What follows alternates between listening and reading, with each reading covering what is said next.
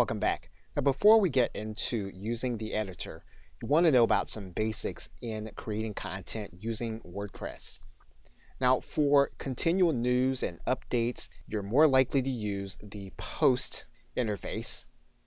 If you want to upload multimedia, including images, audio, and video, you'll use the media library.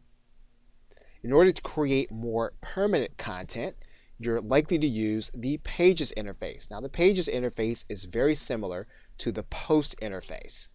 In order to add content to either Post or Pages, you can use widgets, and those widgets will be on all of your pages site-wide.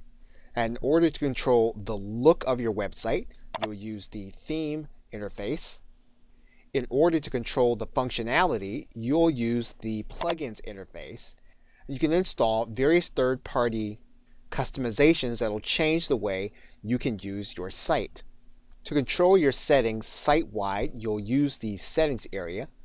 For example, if we go into the General Settings, you'll see that we have a blank site title where we can change the title and we can change our tagline. And for example, if we were to then save this information and then we were to visit our site, we'll see our site title and tagline in the header area. Now, as stated, we're going to focus on content creation, and we're going to focus on using the Post and Pages interface in order to work with Gutenberg.